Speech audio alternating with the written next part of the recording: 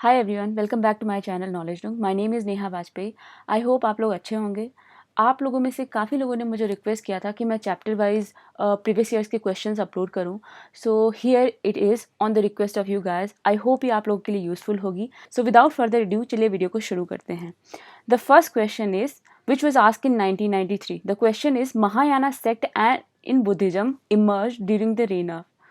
इस क्वेश्चन का मतलब है कि जो महायाना सेक्ट है बुद्धिज्म में, वो किसके शासन के दौरान इमर्ज हुआ था।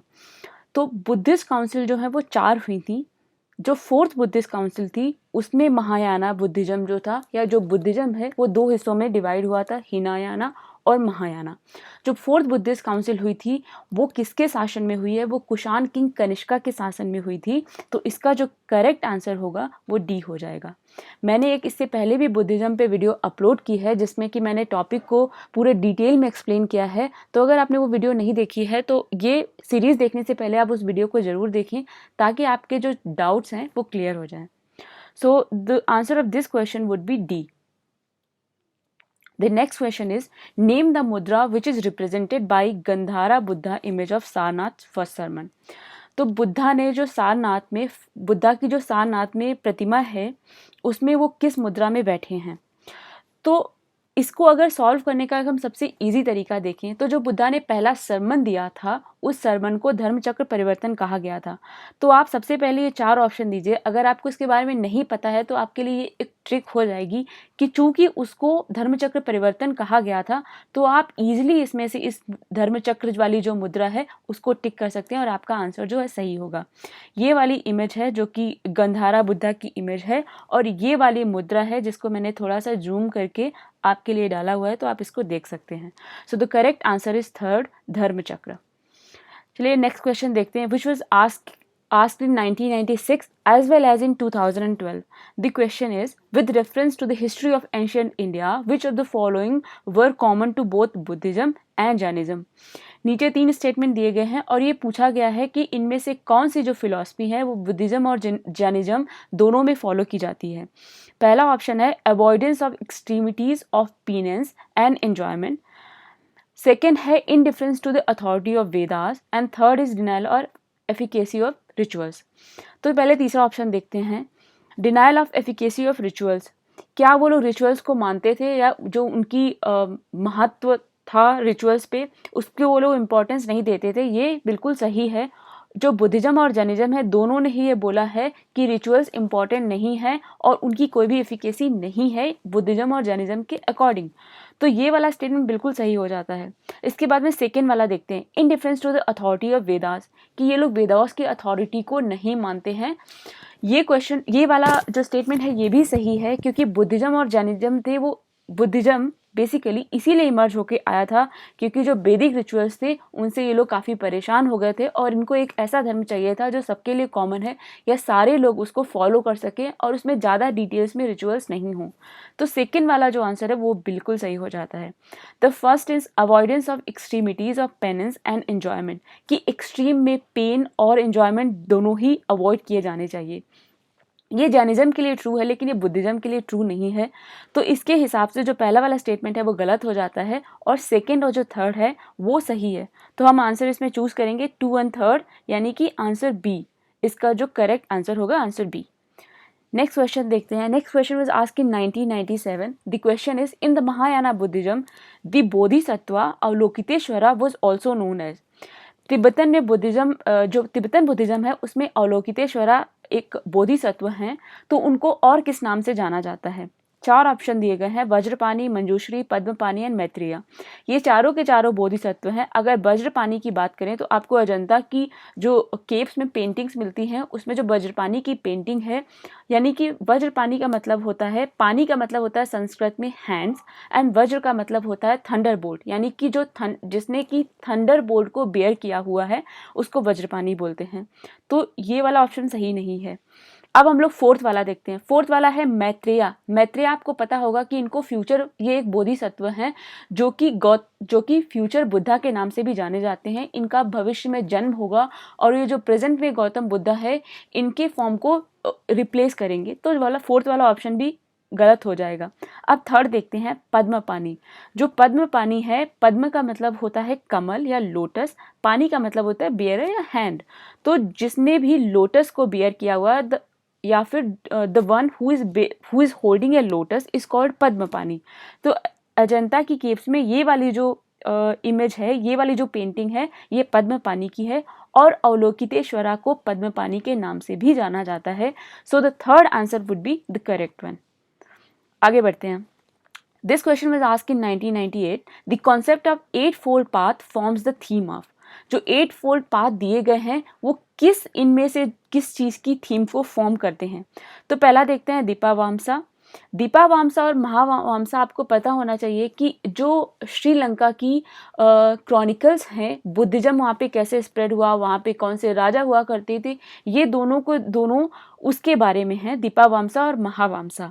सेकेंड है दिव्य वंदना। ये भी एक बुद्धिस्ट टेक्स्ट है जिसमें इंडिया में बुद्धिज्म की किंग जो काफ़ी सारे किंग्स थे, उनके रेन के दौरान बुद्धिज्म कैसे स्प्रेड हुआ, उसमें एक अशोका की भी टेल है, तो ये उसके बारे में है।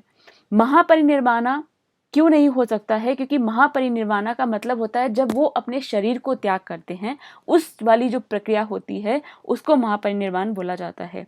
धर्मचक्र परिवर्तन इसका करेक्ट आंसर होगा, क्योंकि धर्मचक्र परिवर्तन जब बुद्धा को ज्ञान प्राप्त हुआ था, जब वो इनलाइटेंड हो गए थे, तो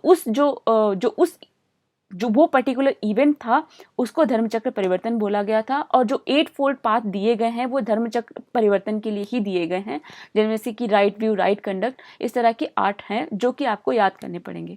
तो इसका जो करेक्ट आंसर होगा वो डी हो जाएगा। अगला क्वेश्चन 2001 में पूछा गया था, who among the following presided over the Buddhist council held during the reign of Kanishka at Kashmir. 4 Buddhist council जो हुई हैं उसमें जो कनिष्का थे, जो कश्मीर के राजा थे, उनकी रेन के दौरान कौन सी बुद्धिस्ट काउंसिल हुई थी और उसको किसने प्रिसाइड किया था? इस क्वेश्चन में पूछा गया था किसने प्रिसाइड किया था। 4 ऑप्शन दिए गए हैं, पार्श्वा, नागार्जुन, शूद्रका एंड वासुमित्रा।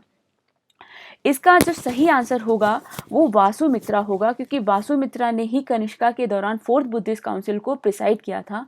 किस किस ने चारों बुद्धिस्ट काउंसिल को प्रिसाइड किया है ये भी आपको पता होना चाहिए। मेरी प्रीवियस वीडियो अगर आप देखेंगे तो उसमें इस काउंसिल के बारे में आपको क्लियर हो जाएगा और आप उसको याद कर सकते हैं। तो the 4th one would be the correct answer. Next question was asked in 2010. Why did Buddhism started declining in India in medieval times? Medieval time में इंडिया में बुद्धिज्म डिक्लाइन क्यों करने लगा? 3 ऑप्शंस दिए गए हैं, आपको इसमें से करेक्ट पता करना है। तो हम लोग थर्ड ऑप्शन से शुरू करेंगे। The king of Gupta dynasty were strongly oppose to Buddhism. जो गुप्ता डायनेस्टी के किंग थे वो बुद्धिज्म को अपोज करते थे, ऐसा कहीं प्रमाण नहीं मिलता। हाँ, वो वैष्णविज्म को फॉलो करते थे, लेकिन वो बुद्धिज्म को अपोज कहीं से भी नहीं करते थे। तो ये वाला थर्ड ऑप्शन जो है वो गलत हो जाएगा। The second option is invading tribes from Central Asia till the time of last Gupta king adopted Hinduism and persecuted Buddhist। जो सेंट्रल एशिया से ट्राइब्स आई थी उन्होंने हिंदुइज्म को अडॉप्ट किया और बुद्धिस्ट को परसिक्यूट किया। ये वाला स्टेटमेंट भी पूरी तरह से सही नहीं है, क्योंकि आपको पता होगा कि 4th बुद्धिस्ट काउंसिल जो हुई थी वो कनिष्का या कुषाण किंग जो थे कनिष्का, उनकी रेन में हुई थी। तो कनिष्का कुषाण किंग जो थे वो सेंट्रल एशिया की ही एक ट्राइब थे, तो उन्होंने बुद्धिज्म को बल्कि अडॉप्ट किया और उनके शासनकाल में ये फ्लरिश हुई। तो सेकेंड ऑप्शन भी हमारा गलत हो जाता है। अब पहला देखते हैं। Buddha was that time considered as an one of the reincarnation of Vishnu and thus became a part of Vaishnavism. ये ऑप्शन जो है ये सही है। उस टाइम तक कुछ हद तक ऐसा माना जाता था कि बुद्धा जो है वो विष्णु का अवतार है, उनका पुनर्जन्म है, और इसीलिए बुद्धिज्म जो था वो किसी हद तक वैष्णविज्म का पार्ट बन गया। तो पहला वाला जो ऑप्शन है वो सही हो जाएगा और इसके हिसाब से हमारा जो आंसर है वो ए हो जाएगा, 1 ओनली। नेक्स्ट क्वेश्चन देखते हैं। Okay, this question was asked in 2012. Lord Buddha's image is sometimes shown with the hand gesture called Bhumisparsha Mudra. It symbolizes. Lord Buddha की इमेज में कभी कभी उनकी एक भूमि स्पर्श वाली मुद्रा है, वो क्या सिम्बलाइज करती है, उसका क्या मीनिंग है।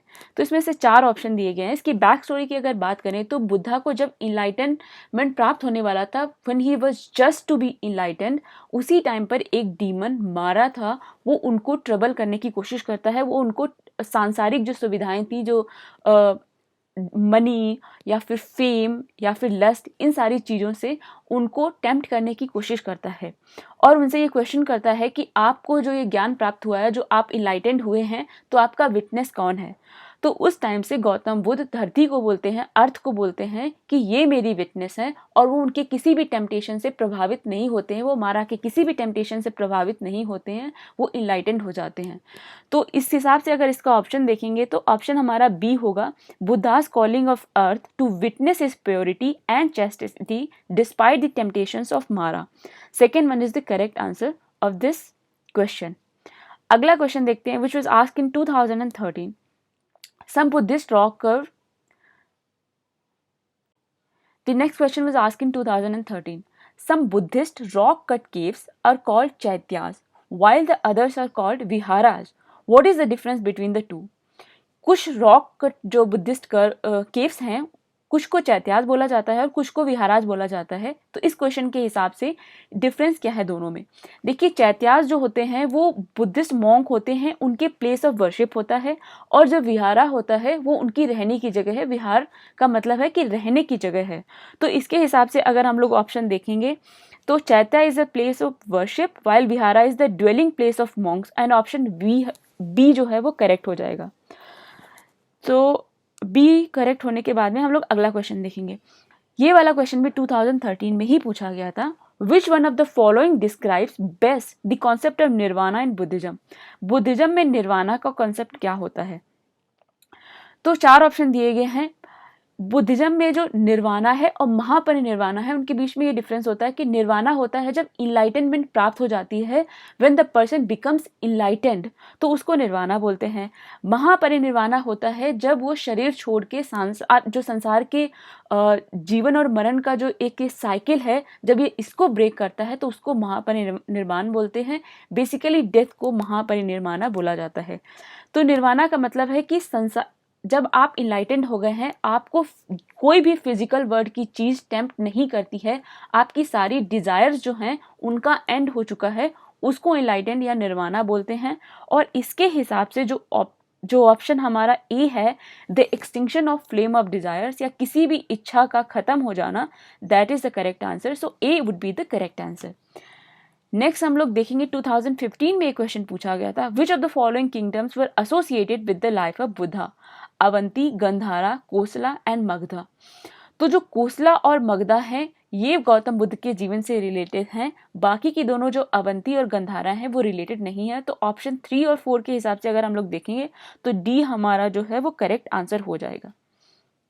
2016 में पूछा गया क्वेश्चन है कि with reference to the religious history of India consider the following statement. 3 option दिए गए हैं, 3 स्टेटमेंट दिए गए हैं। The concept of Bodhisattva is central to Hinayana sect of Buddhism. जो बोधिसत्व का कॉन्सेप्ट है वो हिनायाना में नहीं है, महायाना में है। तो पहला ऑप्शन जो है वो हमारा इनकरेक्ट हो जाएगा।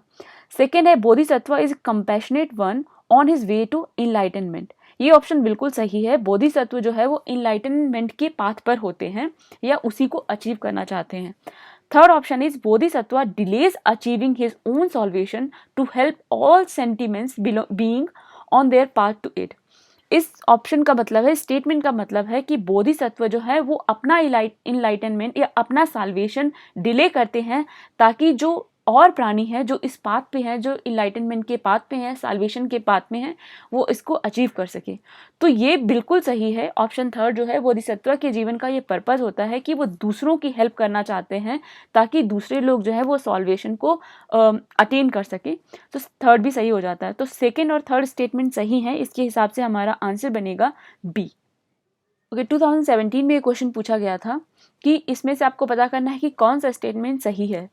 तो सबसे पहले हम लोग सेकेंड वाला स्टेटमेंट देखेंगे। Sarvastivadin held that constituents of phenomena were not wholly momentary but existed forever in latent form. Sarvastivadin एक स्कूल ऑफ बुद्धिज्म है, एक एंशिएंट स्कूल ऑफ बुद्धिज्म है जिससे ही बाद में स्वतंत्रिका निकल कर आया है। तो सर्वस्तिवादिन की ये फिलॉसफी है that constituent of phenomena were not whole momentary but existed forever in latent form. ये इनकी फिलॉसफी है। सेकेंड स्टेटमेंट सही है। स्वतंत्रिका मैंने आपको बताया कि सर्वस्तिवादिन से ही बाद में निकल कर आया है, तो ये एक बुद्धिज्म का सेक्ट है, जैनिज्म का सेक्ट नहीं है। तो इसके हिसाब से पहला स्टेटमेंट गलत हो जाएगा और सेकेंड स्टेटमेंट जो सही है तो आंसर हमारा बी हो जाएगा। Next question was asked in 2019 with reference to Indian history, which among the following is a future Buddha yet to come to save the world? कि इनमें से 4 जो हमें ऑप्शन दिए गए हैं, इनमें से फ्यूचर बुद्धा कौन है? पहले क्वेश्चन में मैंने आपको बताया था कि मैत्रेय जो है वो फ्यूचर बुद्धा है, जो कि फ्यूचर में आके जो प्रेजेंट गौतम बुद्धा है इनके फॉर्म को रिप्लेस करेंगे। तो इसके हिसाब से मैत्रेय हमारा करेक्ट आंसर हो जाता है। तो that was the video guys. I hope ये आप लोगों के लिए यूजफुल होगी, और बाकी की अगर वीडियो चाहिए तो आप लोग मुझे कमेंट करके बता दीजिए कि आपको किस टॉपिक पर मैं पहले वीडियो लेकर आऊँ। And I see you soon, bye.